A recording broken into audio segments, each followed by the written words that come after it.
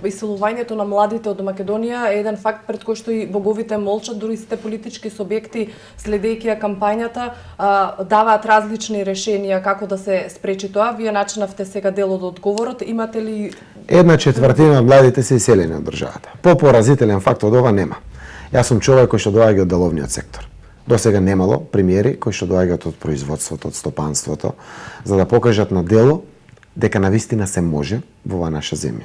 Јас знам што значи да се генерира секој месец плата, колку прво доаѓа први во месецот, колку брзо поминува месецот и колку тоа работникот го создава вкупниот капитал и вредност, која што секако репродуктивен и го зголемува и богатството и среќата на секој работник, а така и на бизнисот.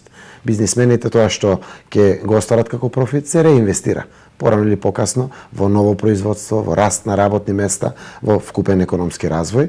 И еве оваа шанса прв пат Македонија има, како што секако и нашиот регион, што има да има премиер токму од Струмица. Сега и можеби после 100 години.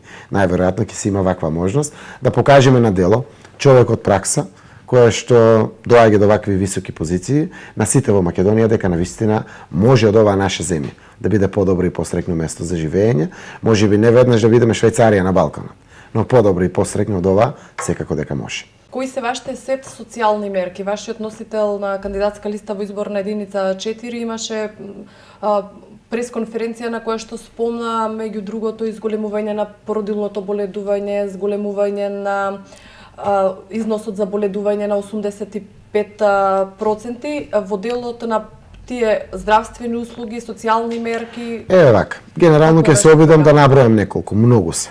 Социјалната политика која што ја нудиме навистина е токму во тој колосек, да луѓето бидат заштитени, да бидат рамноправни, да имаат квалитетен живот и секако перспективна иднина.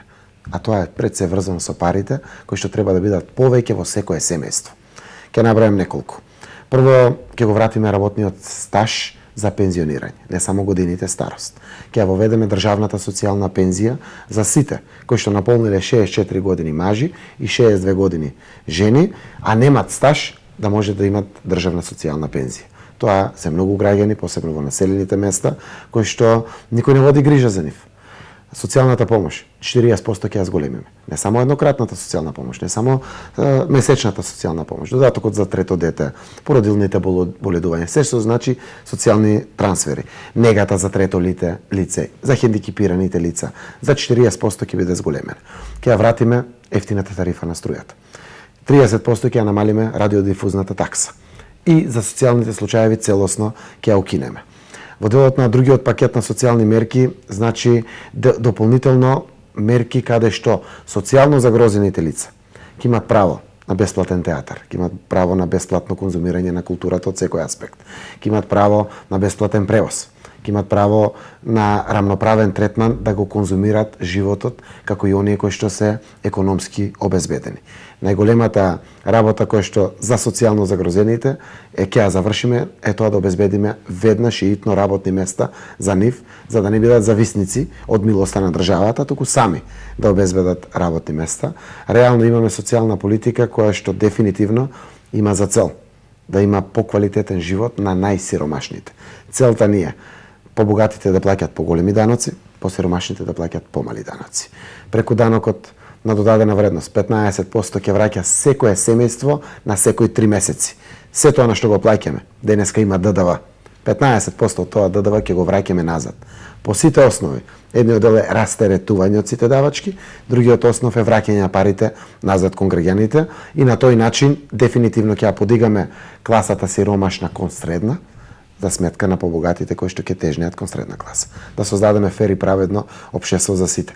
Ако имаме средна класа, средната класа не е само економска средна класа. Таа е двигател, мотор на раст и развој на општеството. Тогаш тие луѓе се независни од никој.